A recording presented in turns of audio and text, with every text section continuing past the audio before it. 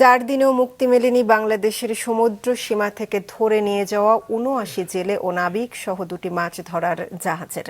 Bangladesh marine fisheries association জানায়, নাবিক সহ জাহাজটি এখনও ভারতের বিশাখাপত্তমে রয়েছে। নাবিকদের সঙ্গে যোগাযোগ হয়েছে বলেও জানিয়েছে তারা বলছে, আইনি প্রক্রিয়ায় না গিয়ে বাংলাদেশি জাহাজ ও নাবিকদের আলোচনার মাধ্যমে ছাড়াতে পারলে দ্রুত সময়ে দেশে ফিরিয়ে আনা সম্ভব। ভারতীয় সংশ্লিষ্ট কর্মকর্তাদের সাথে বিষয়টি নিয়ে কাজ চলছে এবং আটক জেলেদের দ্রুত মুক্তির একটি সম্ভাবনাও তৈরি হয়েছে।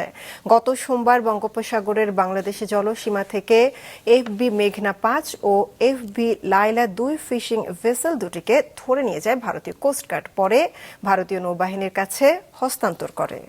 জাহাজটা এখন বিশাখাপত্তনম নামে একটা জায়গা আছে ভারতে। আর ৭৯ ক্রুদেরকে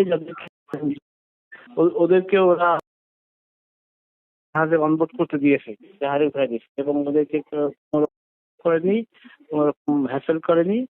তারা এখন জাহাজে আছে। আশা করা যায় অ্যাজ সুন অ্যাজ পসিবল হয়তো রিলিজ করে দিতে পারে।